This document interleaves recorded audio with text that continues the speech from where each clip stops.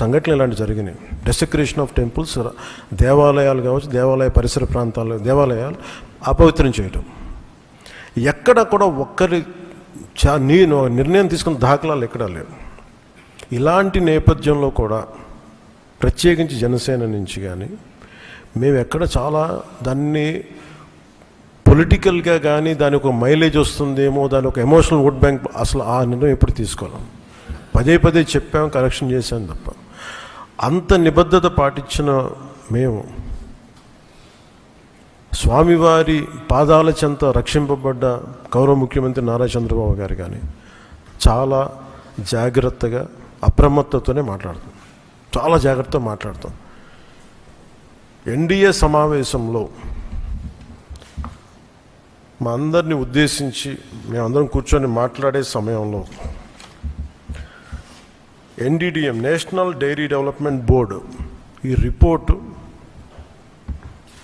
గౌరవ ముఖ్యమంత్రి గారు మాకు చదివి వినిపించారు. 3 రిపోర్ట్స్లో ఒక దాంట్లో వెజిటబుల్ ఆయిల్స్, నెయ్యి లేదు ఇందులో, అంటే ఏ స్థాయికి వీళ్ళు చేశారని చెప్తూ దాంట్లో ఒక రిపోర్ట్లో ఫిష్ ఆయిల్ ఉందనేది, ఇంకో దాంట్లో బీఫ్ టాలో ఉందనేది, ఇంకో దాంట్లో లాడ్ పంది కొవ్వు ఉందనేది, ఇంకో దాంట్లో గొడ్డు కొవ్వు ఉందనేది. ఇది చాలా సెన్సిటివ్ ఇష్యూ. ఇది ఒక రిపోర్ట్, అది సాలిడ్ రిపోర్ట్. అది ఇది మాట్లాడేటప్పుడు మేము ఆలోచించుకొని మాట్లాడి, నేను కూడా దాన్ని ముందుకు తీసుకెళ్ళినప్పుడు పర్యవసానాలన్నీ ఆలోచించి, కానీ నేను కూడా అనుకుని ఇది చెప్పాలా లేదా. ముఖ్యమంత్రి గారు చెప్పారు దీన్ని ఎంత తీసుకెళ్ళాలి, ఎందుకంటే మా భయం ఏంటంటే సెన్సిటివ్ అయ్యి మనం చేసేసామా. భగవంతుడితోటి మీకు గతంలో చెప్పినట్టుగా రామచంద్రమూర్తిగా విగ్రహం తల నరికేస్తే రామతీర్థంలో, దాన్ని చేయడం మళ్ళీ ఇప్పుడు చేసి దీని మీద మనం తప్పుగా అనుకుంటారా, లేదంటే దీన్ని కూర్చోబెట్టి రాజకీయ పరంగా లబ్ధి పొందుతారు, ఇలా ఆలోచిస్తారని చెప్పి 1-2 రోజులు ఆలోచించినా కానీ చెప్పకపోతే ఏం జరుగుతుంది.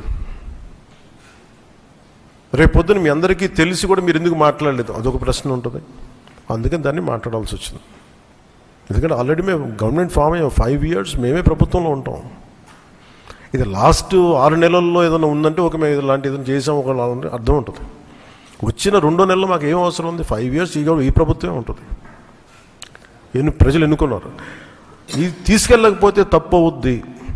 ఎందుకంటే మా బేసిక్గా అందరం ప్రతి మతాన్ని గౌరవించే సంస్కృతి ఇది.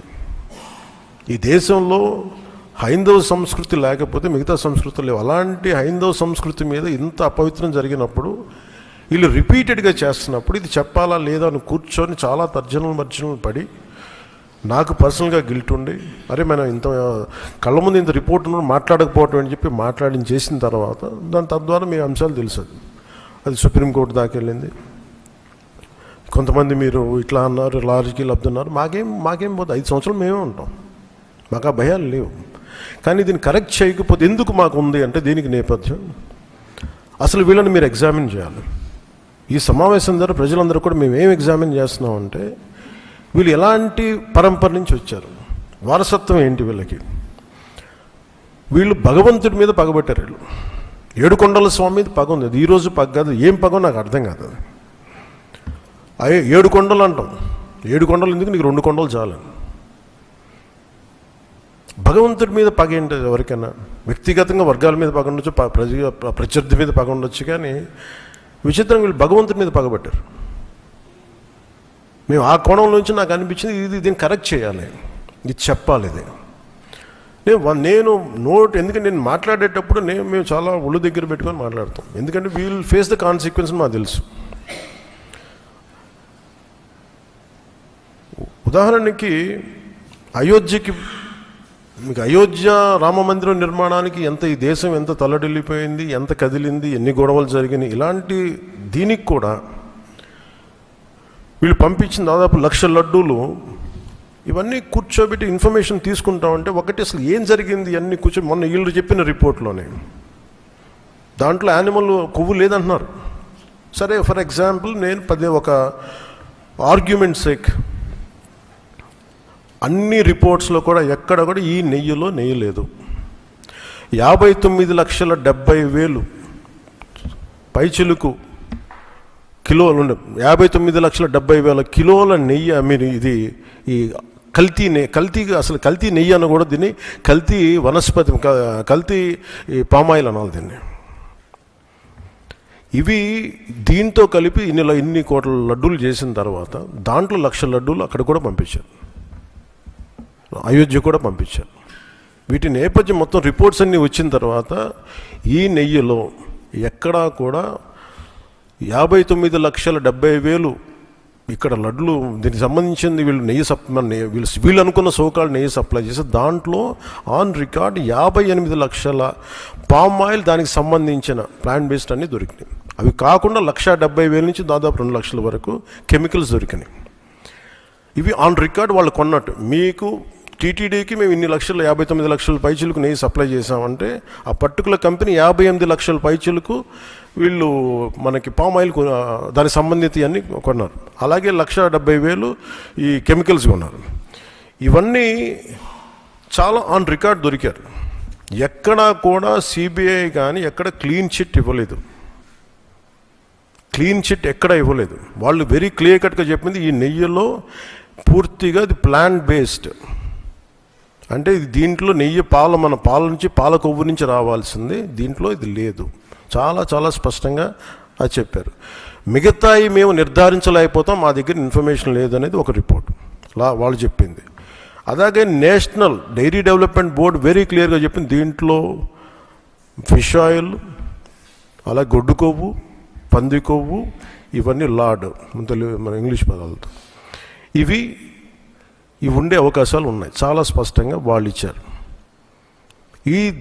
ఈ ప్రాసెస్లో వీళ్ళు దీన్ని కూర్చోబెట్టి అడ్డగోలుగా మాట్లాడితే, ఎందుకంటే వీళ్ళకి ఏ రోజు కూడా ఈ ధర్మం మీద వాళ్ళకి గౌరవం లేదు. పైగా ఈ దొరికిన వాళ్ళ ఛార్జ్ షీట్లు మీకు చూస్తే, మనకి తెలిసిన పేర్లన్నీ చూస్తే ఇందులో ఎక్కడ మతానికి సంబంధం లేదు. ఇది భోలేనాథ్ బాబా కానీ మిగతా ఏ డైరీ మీరు చూసినా కానీ వీళ్ళు ప్రిడామినెంట్లీ దర్ ఆల్ హిందూస్. దీంట్లో అసలు మతానికి కానీ దీంట్లో ఒక ఇస్లాంకి సంబంధించిన వ్యక్తులు కానీ లేదంటే మన క్రిస్టియన్ సంబంధించిన వ్యక్తులు అసలు ఎక్కడ సంబంధం లేదు. ప్యూర్లీ మాట్లాడుతున్నాం హిందువుల గురించే మాట్లాడుతున్నాం ఇక్కడ. So there is no question of other religions here. ఈ గత ప్రభుత్వం విషయంలో కూడా మేము ఏం మాట్లాడుతున్నాం అంటే they never have respect for the traditions and dharma of this land. అది చాలా ఆబ్వియస్గా చాలా మనకు తెలుస్తూ ఉంది. దాంట్లో భాగంగానే వీళ్ళు అదే చేశారు. చూసి ఈరోజు మాట్లాడి క్షమాపణ అడగకుండా తప్పు జరిగిపోయింది. ఇందాక మా కేశవ గారు చెప్పినట్టుగా ఒక తెలియక చేస్తే పొరపాటు, తెలిసి చేస్తే తప్పు, కనీసం తప్పులు జరిగినాయి అది కూడా చెప్పకపోగా మమ్మల్ని క్షమించమని అడుగుతున్నారు. నేను ఒకటే చెప్తున్నాను, భగవంతుని మీద పగబట్టుకున్నవాడు సర్వనాశనం అయిపోతాడు తప్ప ఎవడు బతికిన దాఖలాలు లేవు, గుర్తుపెట్టుకున్నారు. ఎందుకంటే ఇది ఫెయిత్కి సంబంధించింది. చాలా స్పష్టంగా చాలా క్లియర్గా సిబిఐ దాంట్లో మీరు కల్తీల మీరు అసలు నెయ్యి లేని దాంతో మీరు లడ్డూలు చేసి దాంట్లో మీరు ఇందాక చెప్పిన గ్లిజరైడ్స్ ఇవన్నీ ఉన్నాయి కదండి. దానికి మీకు ఒక రికార్డ్ చెప్తాను. 2019 నుంచి 2025 వరకు మీకు కనీసం ఒక నువ్వుల నూనె 180 రూపాయల నుంచి 268 రూపాయలు ఉండేది కనీసం 26కి ఈ రోజుకి. సో వీళ్ళు సప్లై చేసే కాడికి మామూలు బజార్లో దొరికే ఒక నెయ్యి కనీసం 420 రూపాయలు కిలో. 2019 460 రూపాయలు, 2020 21కి 500 రూపాయలు. అలాంటి నెయ్యి వీళ్ళు ఒక్కళ్ళకే ఉనికి 319 రూపాయలు ఒకటి, 329 రూపాయలు ఒకటి, ఇవన్నీ కూర్చోబెట్టి ఈ నెయ్యిని సప్లై చేశారు. దీన్ని బట్టి మనకు అర్థమైంది. దీన్ని బట్టి బేసిక్ ఒక హౌస్ వైఫ్ చెప్పగలరు, ఒక గృహిణి చెప్పగలదు ఇది ఎంత కల్తీ జరిగిందనేది. ఇలాంటి నెయ్యిని కూర్చోబెట్టి ఇది భగవంతుడికి ఇచ్చి ఈరోజు బుకాయించి తప్పులు చేసి మళ్ళీ ఈరోజు ఏం లేదని మాట్లాడుతూ ఉన్నారు వీళ్ళు. మీరు వివేకానంద రెడ్డి గారు పబ్లిక్గా మర్డర్ జరుగుతుంది, రోడ్డు మీదకి వెళ్ళి చిన్నపిల్లడికి తెలుస్తుంది అత్యంత హేయమైనగా చంపేశారని. అది మర్డర్ కాదు, గుండెపోటని చెప్తారు. వెండి విగ్రహాలు పోతే, అమ్మవారి విగ్రహాలు పోతే పోయిందంటారు. విగ్రహం కాల్చి ఎవరైనా అపవిత్రం జరిగితే ఎవడు పిచ్చోడు చేశాడు అంటారు.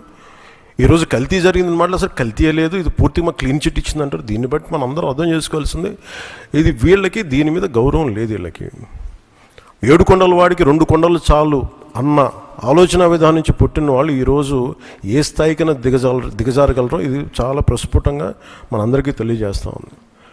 ఇది వీఆర్ వెరీ వెరీ